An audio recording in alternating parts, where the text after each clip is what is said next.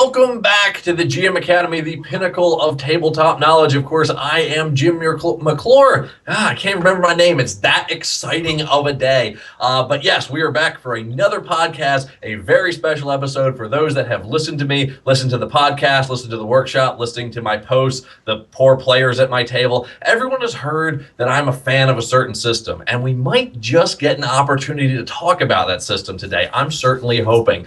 But we're going to start, of course, off with introductions. Again, my name is Jim McClure from the GM Academy. I will be your host. Of course, we have Keaggan. Introduce yourself, Keaggan. I'm GM Keaggan. I'm the one that founded the GM Academy, and we're kind of just partnering up, working through all these podcasts with our amazing guests from around the role-playing community. I'm fine with around the world. I'll around take the world, that's fine. And of course, Keaggan, aren't we calling you the architect of the GM Academy? I like that. It's got such a grip to it. You keep on thinking of new ways to elevate me each time, and I'm like, no, I have way too many responsibilities that keep on pushing me down. So maybe I'll just be in the middle by the end.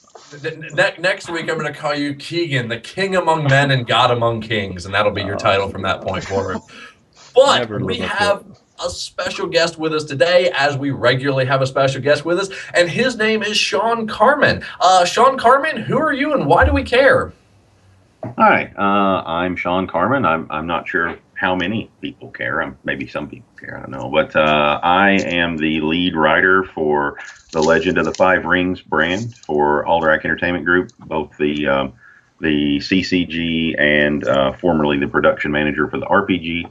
And I am the creative director for Kyodai Games, a publishing group that my friends and I founded about a year and a half ago. So I'm kind of busy. You looking at your career, you have had a busy career, and again, this may be a secret to some people, it may be a secret to you, Shawn, but I'm a fan of the L5R system. Matter of fact, I'm a huge fan of the L5R system. I don't think I've called it the perfect system yet, but it's so close. And wait a minute. Are you coming out of the closet on which your favorite system is? I mean, this whole time, the months that we've been through or known each other, and all the conversation we've had on the coffee hour and all this stuff, are you saying that really deep down inside L5R is your favorite? I thought I might have let it slip once or twice that I was a fan, but for those not aware, yes, I'm a fan. And we have the man, the myth, the legend himself, Shawn Carmen, the head writer of Legend of Five Rings for a decade plus, something like that. Yeah, I think I took over. I joined the story team in 2001 and took over as the lead writer in 2005, I think. So I've been doing it longer than anyone else has done it at this point, which is really both horrifying, and I can't really believe that anybody thought it was a good idea to let me do it that long. Well, let's start at the beginning. How did you get involved with writing for tabletops? Get involved with tabletop role playing as a whole, and then, of course, how did you get involved with writing specifically for Legend of the Five Rings? It's very weird. I arrived at here, I think, at a rather roundabout way.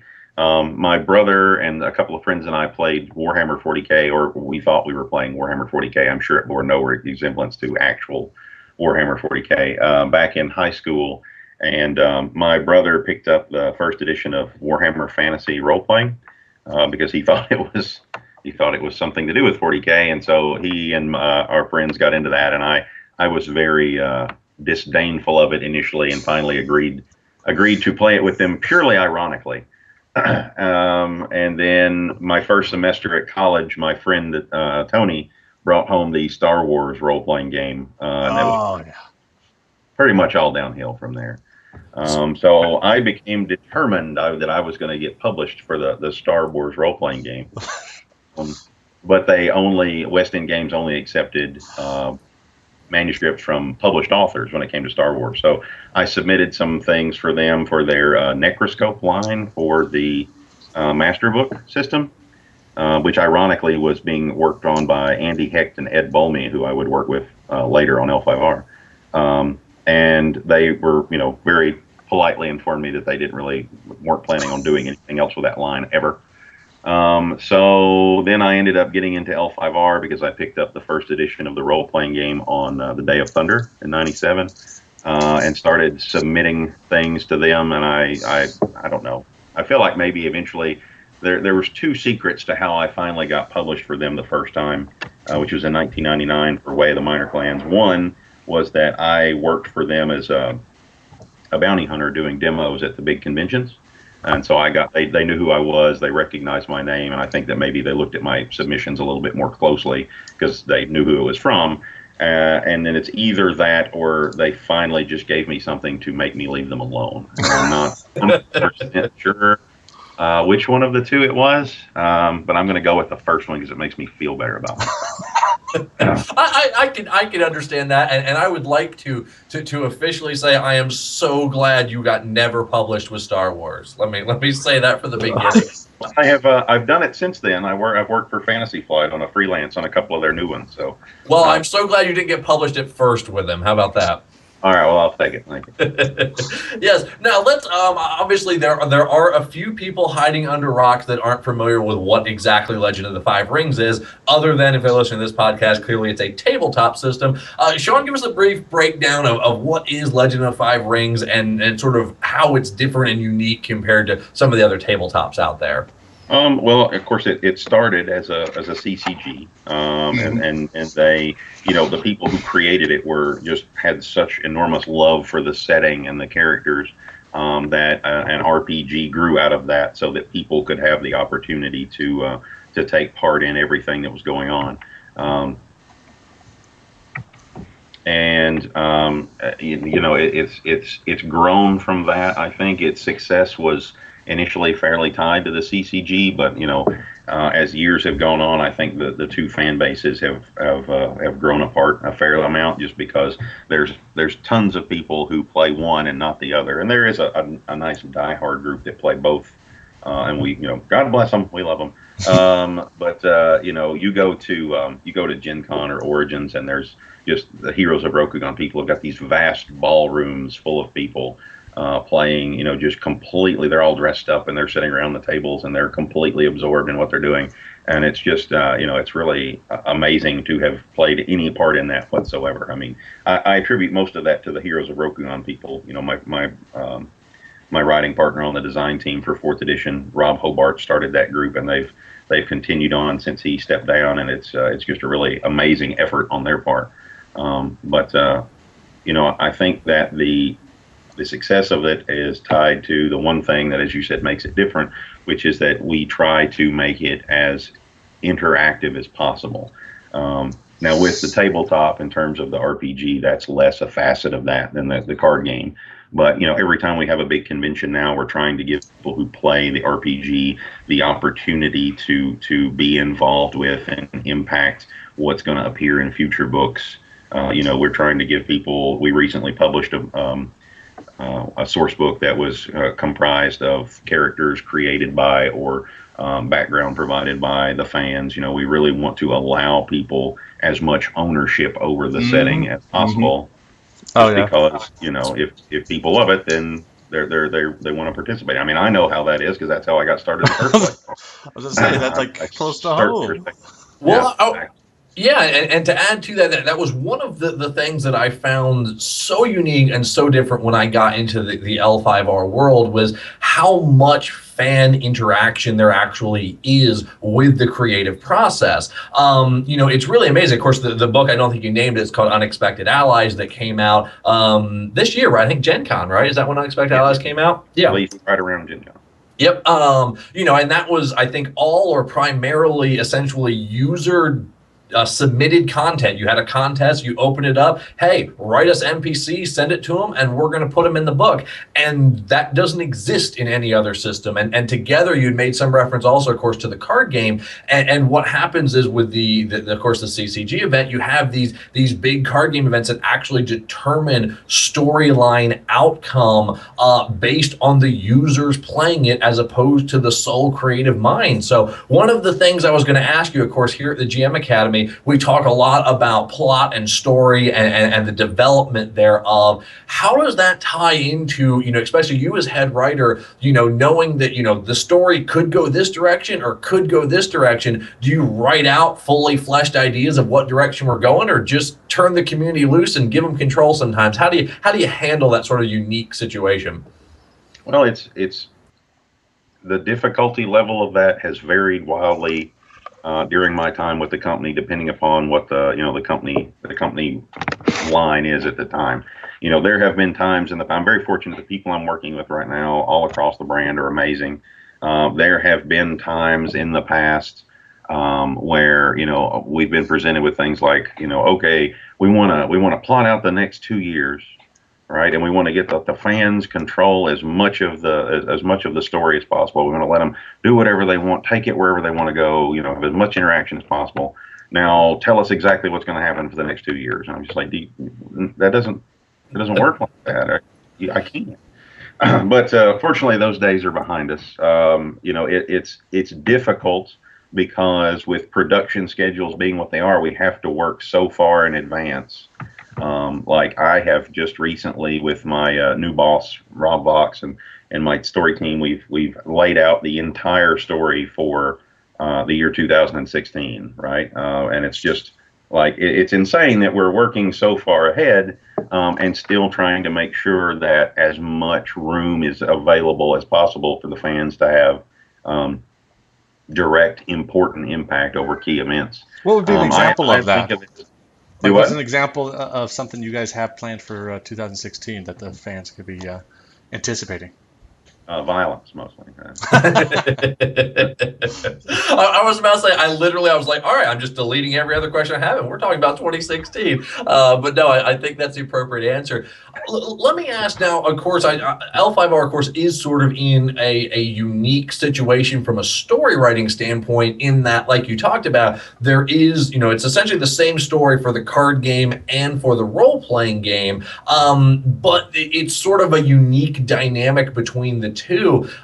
When you're thinking out, your future story arcs, like you said, you're planning out to 2016. And again, for those not intimately familiar with L5R, the story of L5R is really the core of the system. It's not like a Dungeons and Dragons where it is, the mechanics in the book are your core. While the mechanics are beautifully done and accent the story that's told with the system very well, really L5R is about the immersive world. It's about the characters. It's about being able to interact and affect how things happen in this world. So when you are, writing story out, 2 years in advance, like you talked about, is there a lot of thought given between this is a story that will affect a card game and an RPG? Does the card game get first precedent? How does that all kind of shake down?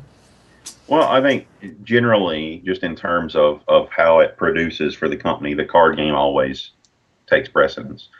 Just because that makes me so sad, by the way. Well, I mean, there's reasons for that. I mean, one, from the financial standpoint, the RPG basically exists as a I don't know, it's like you're born with a third limb. It's the third limb of the L5R brand, right? It doesn't, financially, it's a very minuscule component of the overall brand. And more importantly to me personally, we've had a lot of pushback over the years. It's very difficult. I'm sure you've never heard this. It's very, very difficult to make everyone in fandom happy. You don't say. Yeah. So like there are people who want to impact the storyline, vigorously and regularly with the RPG. And then there are people who don't want the storyline to have anything to do with their RPG, right? And so it's hard to strike a balance and afford both of them the chance to get what they want. So we try to limit our RPG stuff to where it's fans have the option to do it if they want, whether it's participating at a big event or submitting things for a book or making use of certain content that we have available, but that it does not impose itself on them unnecessarily, right? I mean, we've tried to make 4th edition as much of a toolbox as possible. I don't know that it ever became the complete sandbox that we were looking for, but I'm very happy with it.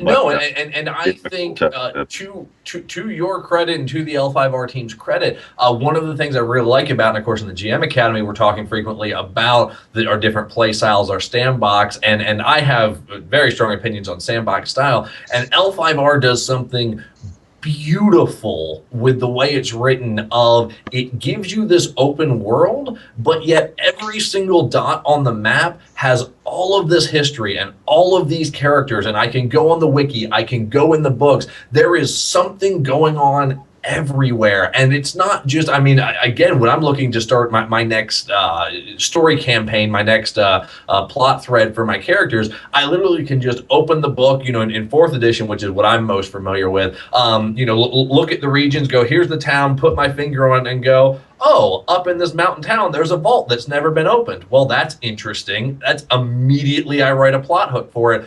Oh, up here in this town in the north of Phoenix, that's where they are crossbreeding with Gaijin up here, and would be a massive political catastrophe if it came out. And I can literally just flip through the books, and page after page after page after page of these kind of stories. And the other interesting thing is L5R, you've I think done one or two, at least in the fourth edition. Perhaps you did some earlier. You don't do seemingly really big, when I compare it to Pathfinder. We're going to talk about Thunderscape here in a minute, one of your other projects. But you don't really do big. Here is a 30-page booklet on a campaign that you can run. When you look at the core rule books, you do the focus strike method, the three methods to look at it in writing your plot, and they're almost very simplistic style plots, but yet give a lot of freedom to the person running the game. How do you approach the concept of writing stories for others to take and make their own stories? Do you see it as different as opposed to writing a traditional story? I do, and I can only, when I'm preparing something for the fans, the best thing I can do is just compare it to my own experience, right? I mean, I love stories. I love any kind of story, movies, books, whatever. I just adore narratives. And so what I do is I try to come up with things that I feel like would inspire me, right? Something that I see like, oh, what would I do with that? How would I do this? The other thing, the bits and pieces like that. And so, it's very different from when you're writing a fiction for L5R to go on the website or whatever like that. But it's very much draws on my own tabletop history, the things that I've always found, little snippets here and there that fascinate me. That, I was doing something the other night on online, and I was talking to Rich Wolf, my friend, and a guy who works with me on Thunderscape, and just saying that it felt ridiculous. It felt like I was back in college, when I was busily filling up 2 sheets of graph paper with my reasons that the Street Fighter RPG fit in with all the other White Wolf RPGs. It was just completely, shameless and horrible. And it should. And it's just, it's very different. When you're writing a story for the brand, you're writing to entertain and to engross and to keep them engaged. Whereas if you're writing for the RPG, you're also writing to keep them engaged, but you have to do it on a completely different level just to make sure that it engages them and inspires them to do something of their own. And it can be, you really have to shift gears. You can't just go from one to the other and not have to mentally adjust your process. But over the years, it's become such a, I've done so much of both of them that I don't really even think about it that much anymore. It's just 2 different parts of the same job, I guess. Okay, well, we're going to get to Thunderscape in just one second. Let me ask you one more follow-up on that. Of all the stuff that you have written in the L5R world, and the characters that you're responsible for, and the stories that we all know, those who play the game, what would you say is your favorite piece of lore that you've written, either your favorite story, your favorite event, your favorite NPC that you brought into the world? People have asked me that before, and there's been so much of it that it's all blurred together. But one of the things that has always stood out to me is that back when the story team years ago was just Rich Wolf and myself, we took basically tag team back and forth writing this. I think it ended up being 8 pieces. This fiction called A Hero's Death, and we just took all of these little Imperial and minor clan figures and got them embroiled into this huge conspiracy that was going the entire length of the empire, and we wrote this Ox Clan character who was just completely preposterous. I mean, just just the hugest blowhard dumbass you can imagine, and he was fantastic. And by the time it was over, we had to kill him because we were like, if we were to ever quit and somebody else took him and wrote him, that would just be unacceptable. So we literally burned him to the ground so no one else could have him. It was fairly petty in retrospect, but at the time it seemed like a good idea. Well, all right. So then let's talk about Thunderscape a little bit, and go ahead. I don't remember how much in your initial pitch you give. Obviously, this was it's a campaign setting for Pathfinder that you've written. I know you had the Kickstarter out earlier this year that did very, very well. Tell us a little about Thunderscape, and what are some of the differences writing for L5R and writing for AEG as opposed to your own company doing your own thing, writing for yourself, and obviously some of the differences perhaps writing for L5R to writing for sort of standard fantasy that we would know from a D&D or a Pathfinder. Well, Thunderscape is one of the few games that I have played that has been with me, that's been a part of my gaming career longer than L5R. I discovered it in 1995. There was a computer game put out called Thunderscape, and shortly followed it was a sequel called Entomorph. Never saw either one of those initially, but then they put out a trio of novels for them. And then West End Games, who of course I was a big fan of because of their Star Wars, put out a source book for it for their D6 and Master Book systems, and I picked that up on a lark and was just smitten, hopelessly smitten. And so we played that for years in various systems. In 2000, it occurred to us that the company that had that owned all of the copyrights had long since gone out of business, and we thought we could probably buy it. Those guys probably need money, right? So we started digging around trying to figure out, how to find the rights in around 2000. And Shane Hensley, the owner of Pinnacle Entertainment Group, Savage Worlds, all that good stuff, he had written a lot of the material for the company, and so he ended up with the rights. And so literally 12 years after I started asking him, he finally agreed to sell us the rights in late 2012. We ran a Kickstarter in early 2013, and then that wrapped up in April of 2013, and then our core book released to the public in February of this year. And it's just been nuts ever since. And it's amazing because there was such a limited amount of information available about the setting that I have messed around with all these years. And so for me, it was hard to kind of dial myself back and recognize, what people knew about it, which was nothing, compared to what was just in my head. And I had to start trying to sort things out. But, I recruited good people. Rich Wolf and I worked together for many years on L5R before he went in his own direction. And then I knew that, he was somebody that I definitely wanted to work with again, just because he's amazing. And then the guys that I have been gaming since we were in high school are the ones that we got together with and bought the brand, and have been working on it ever since. But the sense of, and it's weird to say this, the sense of creative control. I can do literally anything I want because I completely own it, and I can make any decision I want. I can do anything I want, which makes it sound like I'm restricted in L5R, and I'm really not. They've always let me do almost anything I want. Are you telling me that the dream of having Daigotsu sit on the Jade Throne was a shared idea? I hope that just got shot down at some point. Well, sure. Let's say yes. Let's go with that. Yeah, it was. It's just AEG has some standard and practices. There are things that we don't do in the fictions, things that we don't show, things that we don't mention, and they're all very reasonable. They're not things I would want to show or do even if I could. I think once I got in trouble once for there was a fiction which originally implied that there was a book bound in the hides of children, and they made me change that. And then in retrospect, I was like, that was terrible. Why would I do that? And then in an RPG book once, a long time ago, I hinted but did not state outright that the Shadowlands taint could be transferred sexually. And nobody read it at the time before it came out. And then later when I mentioned it, they were like, you're kidding, right? And I was like, yes, I'm kidding. That did not actually happen.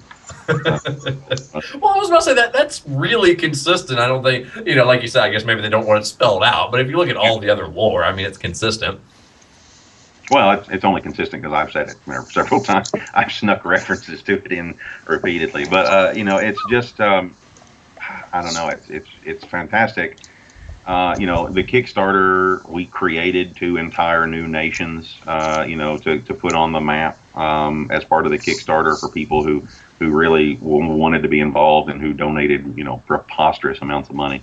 And it's just been, I don't know, it seems somehow more pure because there's not all this backlog and not all this bureaucracy in between, you and the fans. I mean, which is, again, that feels strange to say because I've never been restricted or limited by the people at AEG. They've always treated me fantastically. But I can do whatever I want. I can just email a backer and say, hey, you want to do X? And then we do it, and that's it, and super. And then, it just, it feels different, even though I don't think it is as different as it seems, which makes very little sense unless you're in my head. Thank God you're not, because it's a mess in there. Let me ask you one more follow-up question, just sort of specific on the Kickstarter, because we had Nolan who on the podcast last week, who actually started Roll20, which of course what the GM Academy is on, all that, and they started from a Kickstarter launch. Going into it with that method, I mean, obviously you have a name that already holds a fair amount of weight in the industry and it has a fair amount of name recognition. But going into the Kickstarter, how do you prepare for that? I mean, were there any unforeseen challenges you didn't expect? I assume was this your first Kickstarter that you did? It was, yes. And we made several, I would call them spectacular mistakes with how we structured things. Just and it's stretch goals, and things like that incurred additional costs that we did not anticipate. Fairly common first time Kickstarter mistakes, as near as I'm able to tell from what I've read. Fortunately, they were not insurmountable. We were able to recover from them and do what we needed to do. I consulted, of course, as you said. I mean, I don't consider myself to have a lot of name recognition, but I do know a lot of people in the industry as a result of the stuff that I've done for L5R, either other professionals or just fans. And so I consulted some people that had done a lot of backing of things on Kickstarter and asked them, what do you think is something that makes people, sit up and pay attention? I knew that we really wanted to make sure that people could tell we wanted to be professional about it and really make it look good. I didn't want to be one of these little fly-by-night third-party people that just crank something out. And even if the content is great, it looks like a sixth grader drew it in art class. So we took some investment capital that we had from the partners joining up and forming the company. And we found some of my favorite people from L5R. I poached a lot of artists from L5R because, you can't say L5R does not look bad. Right? It is simply one of the most beautifully illustrated RPG books ever put out. I mean, hands down, phenomenal artwork. Yeah, Adrian Burton, our art director, is absolutely amazing. And so I contacted, with his permission, I asked him, I was like, I would like to speak to these people. Is that a problem? And of course he said no. And so he hooked me up with some, Matt Zeilinger,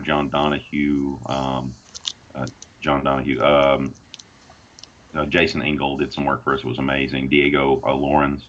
And so we got some art done before the Kickstarter ever started so that we could show them what this is the kind of stuff we want to raise money for. And, people looked at it and were like, wow, that's really cool. That's it wasn't like a sketch on a piece of graph paper or anything. We wanted to show them, give them an idea of what they were buying into. And it turned out very well. I mean, we've received extremely good comments about the quality of our art, and people are really excited about the content of the mechanics and everything. So I've been very pleased with that. And it's been, I'm ridiculously lucky. I complain about things a lot because that's just kind of my nature. But we have been incredibly fortunate. Everything that has come up that we have needed for the business to get started off the ground, somehow one of the people involved in the process, there are 6 of us that are basically comprise the board of the company. It doesn't matter how obscure or ridiculous it is. Oh, we need this, we need a vial of AB blood drawn in 1977, and one by one of us somehow will be like, oh, wait, I know a guy. astonishing. I don't want to be the I've guy got to that get knows your the list of guy. contacts then, sir. If you know a guy from AB Blood from that's a good year. Yeah. Oh yeah. It's very vintage. It's got a fruity finish. Well, let me ask you. What obviously you said it was just the core rule book of RuneScape came out, or Thunderscape came out the beginning of this year. Is that correct? That's correct. What other products for Thunderscape are going to be coming out here in the near future?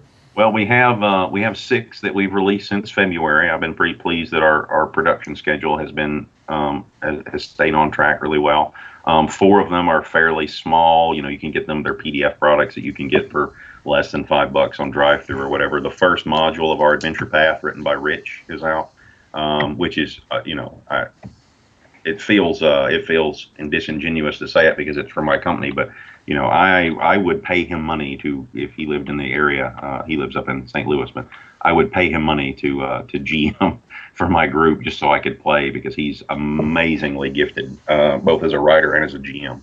And so we're about to release the second module in the Adventure Path. We've released one book that supports 2 of our classes. We're about to release the second one. So we've got a lot of other things in the pipeline. If everything goes as planned, it never does, but if everything goes as planned, we'll have things coming out almost every month for the foreseeable future, just because we're trying to make sure everybody that we partnered with in the industry advises you want to make sure that you have regular releases. It doesn't have to be big stuff. It needs to be something coming out to keep people's interest, because I don't know if you're aware of this, apparently we gamers are fickle creatures. Yeah, you don't say about that, huh? Book Avoid Outlast, did you? That didn't make me bitter. But so we are trying to we're trying to do that. We're trying to make sure that we're putting out material. We've had a couple things that slid back on the schedule, but it's like I feel like the philosophy of John Zinser at AEG has served me really well in that regard. And he won't push something out the door if it's not ready, because he doesn't want to produce.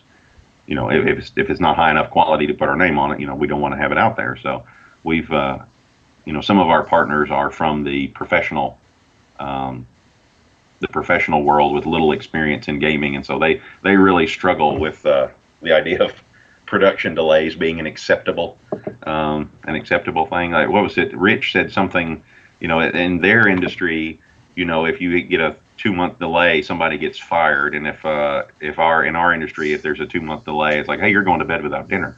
So it's a little bit different scale. And so we've had a few, we've all known each other for decades, and so there's been a few adjustment periods where we've had to reconcile our differing business philosophies. But it's I wouldn't have done anything any differently. We had a booth at Gen Con this year. It was amazing. So it's been fantastic. And I if anybody out there is looking to produce their own thing and has a dream of something they want to put out, I mean, Kickstarter can really make that happen if you do it correctly. I can't say enough good things about Kickstarter. What wonderful. Well, let's switch gears. I mean, it's so awesome that you all the good stuff that's coming out from Thunderscape, and I haven't had a chance to look at it. I don't get enough chance to play Pathfinder, mainly because I get stuck playing L5R, and I go, well, there's other things in the world, but there's L5R, so the choice becomes difficult. But I'm so many good things coming out, and like you said, on the quality, I mean, if the quality coming out is anything close to what's L5R, which I'm sure it is, I'm sure it's just on par. I mean, it's got to be phenomenal in everything I've seen so far. I mean, the reviews are just through the roof on what you're putting out. So we've talked a lot about the business side of it. Let's talk about the gaming side. We've talked obviously L5R, which is our samurai fantasy. We've talked Pathfinder. You talk, of course, you're big into the Star Wars and all that. What types of games have you played over the years, and what do you enjoy playing? And then the other big question I had for you is, do you find yourself GMing more or playing more? If you had asked me that question 9 days ago, I would tell you that I could not remember the last time that I was a player and not the GM. But not yesterday, but a week ago yesterday, one of the guys who's doing some freelance work for us for Thunderscape came and ran a demo session of Savage Worlds so that we would be familiar with the rule set, because we're putting out a handbook for it. Before that, if you discount, random one-off stuff you do at a convention every now and then, I would guess it's been a solid 10 years since I've played in anything that wasn't online. I am the perennial GM for my guys. which is fine. I enjoy it. Occasionally, I wish someone else enjoyed it as well, but that doesn't seem to be going Well, to happen. you get up to Cincinnati, I'll run a game for you. Oh, well, thank you. I'll drive up on the weekend. But things that we've played, we have a fairly small portfolio, I guess you'd say. Of course, Star Wars D6 from West End Games, which they haven't been producing that for 15, 20 years now, is probably the game we have logged the most time playing of anything ever. Finally, I understand Jim's fascination and why he likes you so much. Because you just kept going back to Star Wars, and you said you started with that, and that is the very first. My intro into RPGs also was with it, and that still was one of the best systems out there. I adore it. We did when we released Thunderscape, we released a number of free conversion guides. It was part of the stretch goals, and of course, I had to do Mini 6, which is the modern incarnation of the D6 system. And Zinzer actually let me do a conversion for roll and keep. So you can play Thunderscape using the L5R rules if you are so inclined. I may be inclined to that. Oh yes. no! Now he's actually going to try something new. I try new things. I asked him if it would be okay to do that, and he said it would. But my penance for it would be that every time someone else emailed us to try and license Roll and Keep to do something for their RPG, I had to handle the emails. So it hasn't come up that much yet, but I suspect it will eventually. We played. I said I started with Warhammer Fantasy Roleplay. I tried that initially. I think I played all three editions of that. I missed Star Wars Saga Edition that Wizards of the Coast put out, but I played every other iteration of Star Wars. Of course, Pathfinder 3.5. We played a lot of that. We like the 40K RPGs that Fantasy Flight puts out.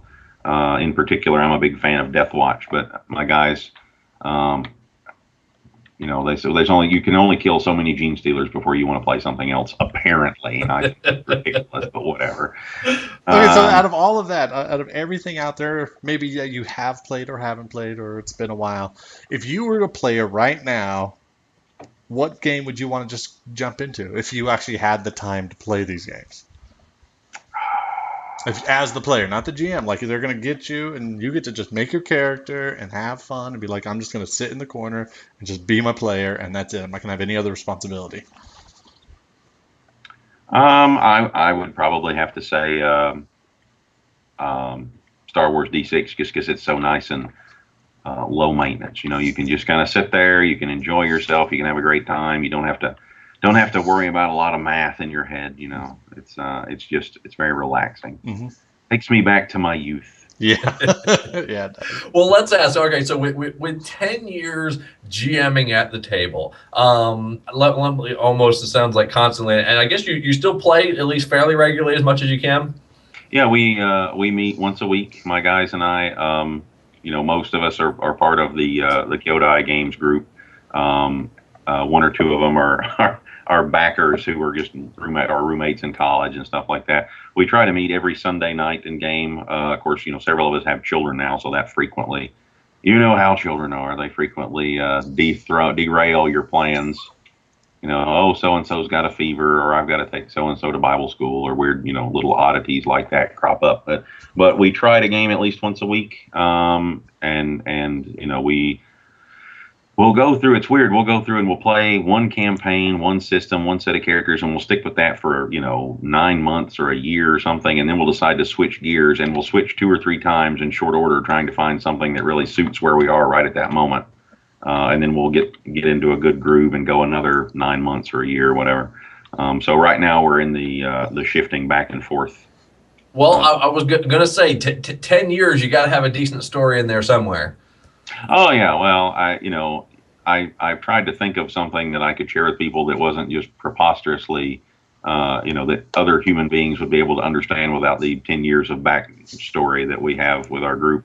I was just I've dropped Book of Void and Daigotsu to an audience that largely has no idea what I'm talking about. So by all means, lay it on us. We were playing L5R. This was years ago. I think we may have still been in college. We were playing L5R, and I had gotten the Odasan Uchi box set, which has the Scorpion Clan coup in it, right? So for everybody out there who might not know, the Odasan Uchi is the imperial city. It's the largest city in the empire, and one of the great clans is preparing to, take it over and lock it down so that they can assassinate the emperor and prevent this horrible prophecy from coming about. And that never goes poorly, right?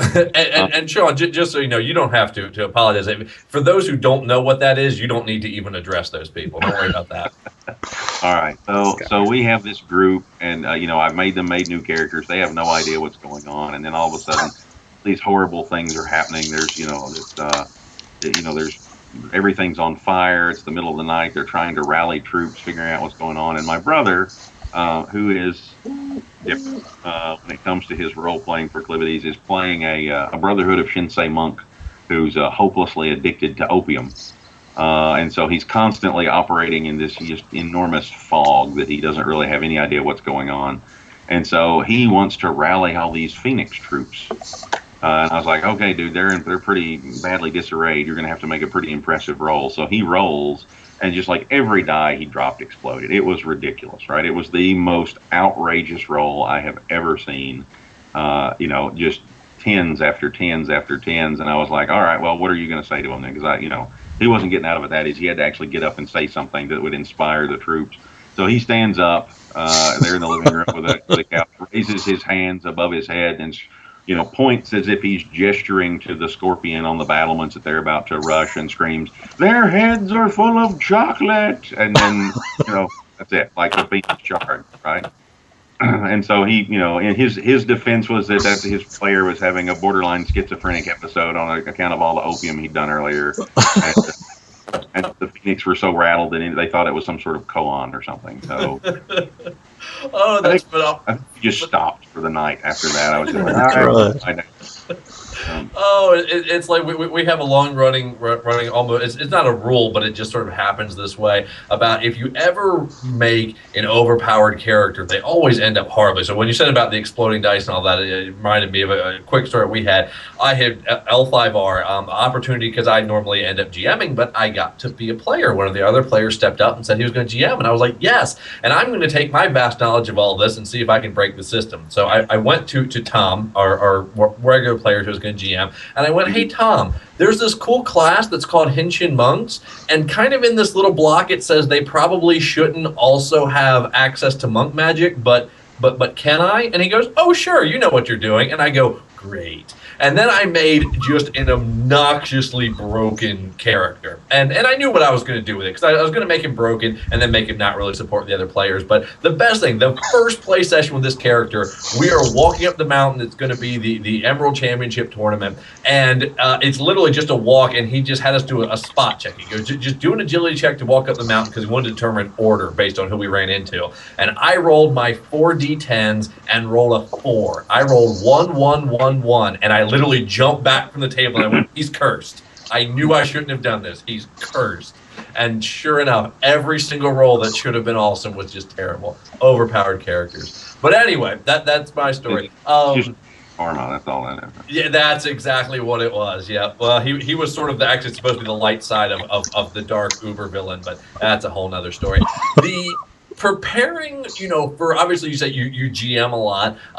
When you're preparing for play sessions as a GM, what kind of prep work do you go into as far as how detailed you get? Do you plan out multiple play sessions ahead? Do you plan out 9-month campaigns like you talked about? What all do you go through when you're planning out your play sessions?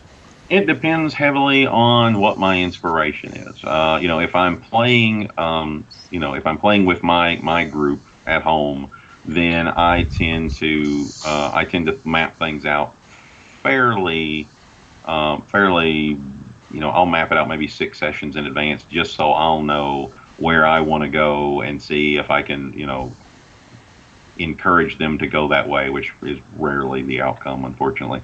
But so, just because when I get an idea, I'm like, oh, it would be cool if this, it's almost for myself because it never turns out working out that way. But I'll map out these stories I want to tell, and they're going to be so excited when this happens, and then they do something completely different. But I tend to do a lot of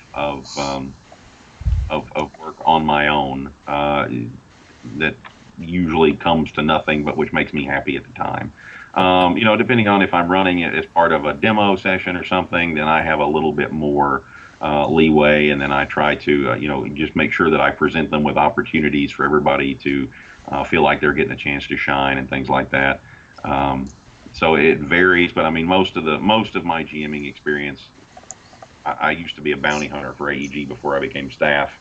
And so I ran a lot of demo games at cons and stuff, and I try to avoid doing that now if I can, just because it's like pulling an old muscle or something. But yeah, at the table, I try to present them with opportunities to do things that I think is cool. But what I have learned is that even after gaming together for 20, 25 years, apparently we're not always or even frequently on the same page about what cool is.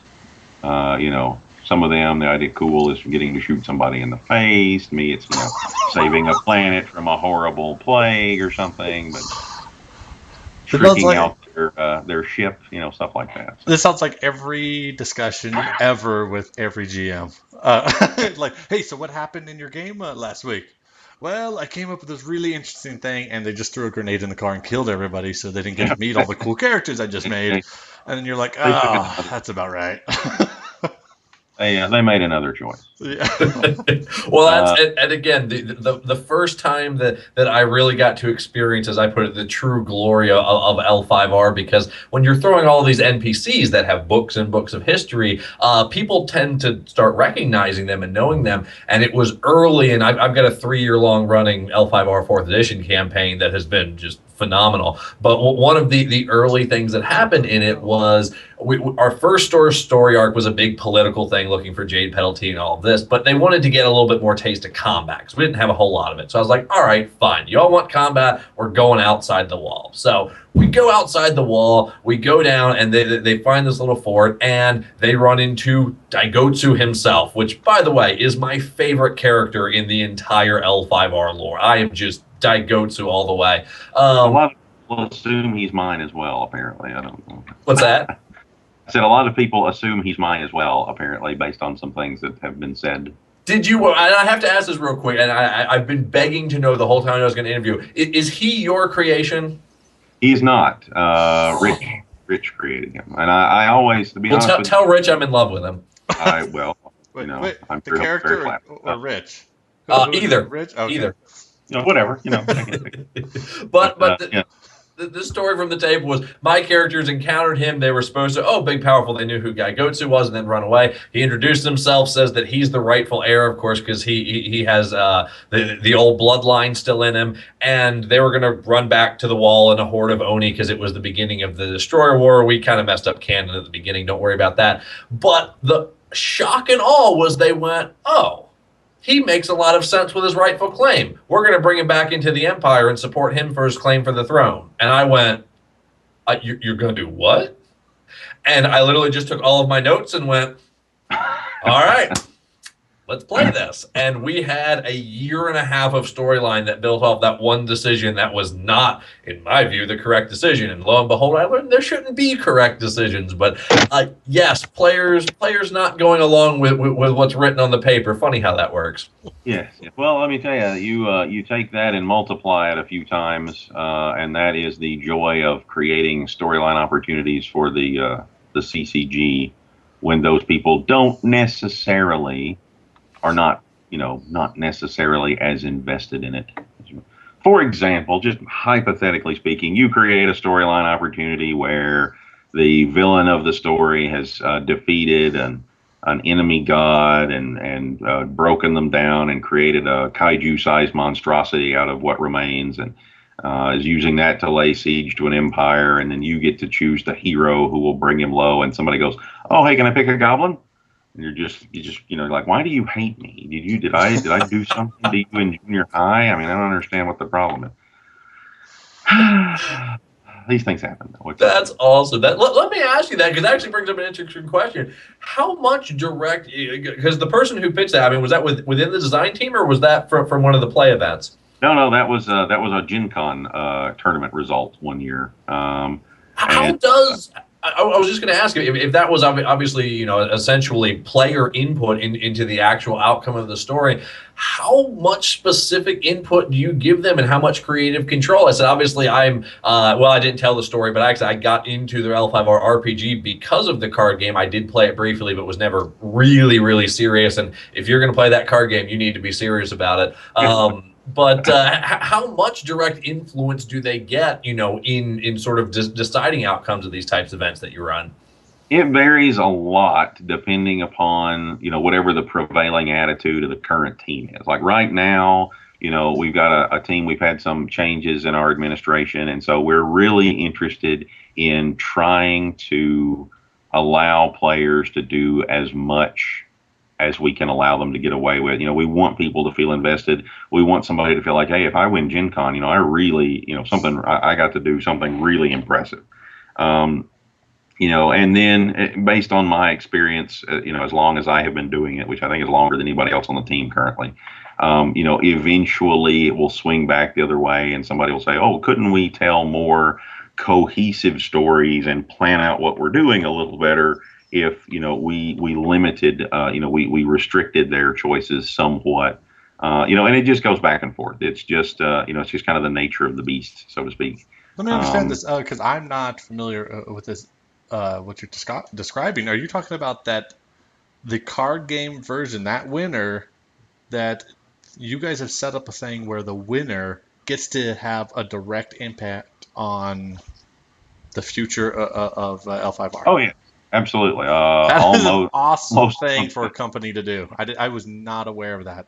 That is an awesome thing for a company to do. I think that L5R has been as successful as it has been just because they have, ever since it was first created, that has been their goal, is to allow players as much impact over what's going on as possible. I've read stuff about that. I just didn't realize there was like an actual structure to this of, okay, we have a tournament that's awesome, and an extra little caveat, you're going to actually now impact what we're going to do next. That is awesome. And that's why it's the perfect system. There, I said it.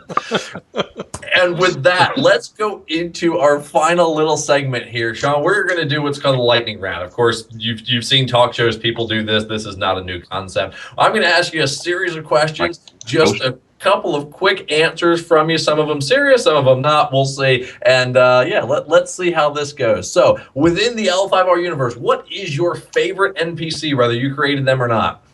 Probably Saruchi. Saruchi. Now I have to ask a follow-up. All right, why Saruchi? I don't know. When I read the first edition role-playing game and it talked about the tiny little wasp clan that had the best the archers in the Empire, I don't know. Something about that just really appealed to me. I have no idea why. And I have been a diehard Saruchi, wasp, whatever you want to call them, family fan ever since.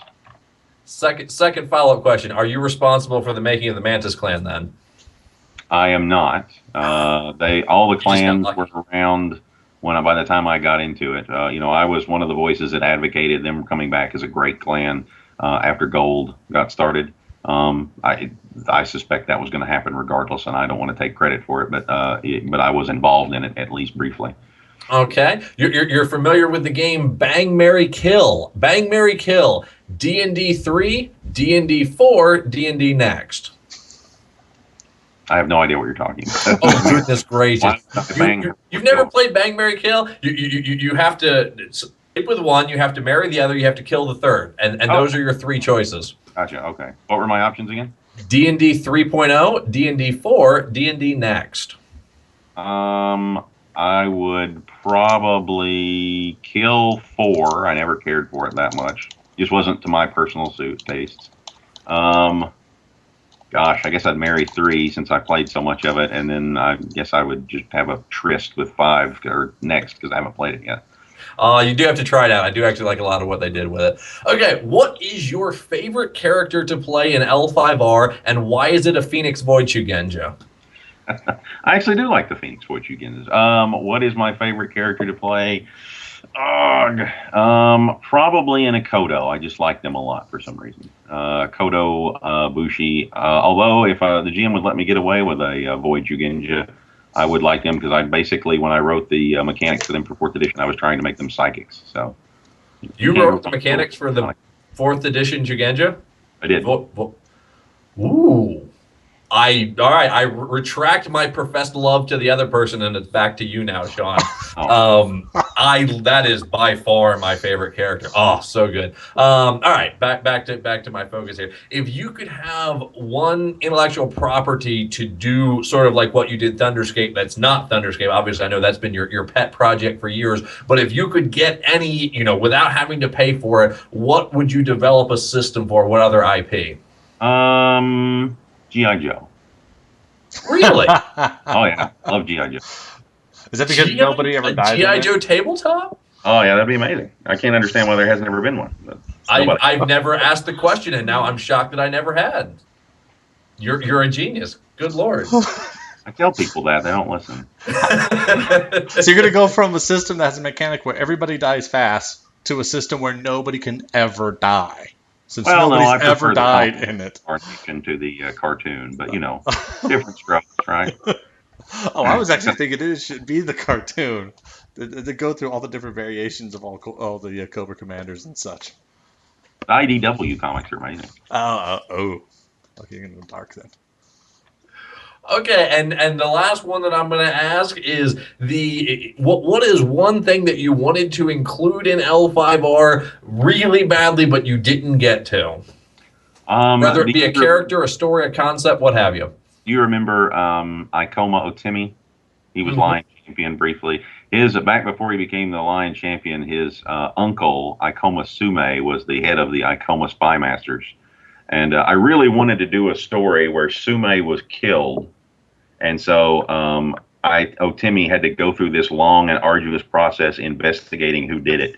And, as a part of the story, he had to go through and he had to do things that were really questionable in order to get the answers he finally wanted.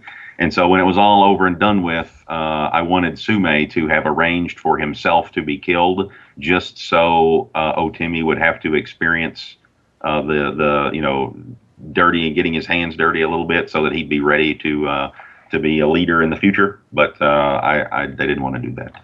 So.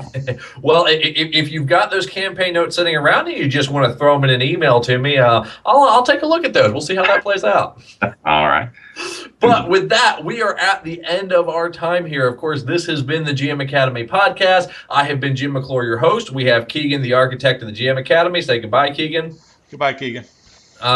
There we go. One day I'll get you to a different joke. And of course, our special guest has been Shawn Carmen, the head writer of Legend of the Five Rings, Thunderscape, a whole bunch of other projects, Star Wars. I didn't get to ask you, did you do any writing on 7th Sea? Were you involved with that at all?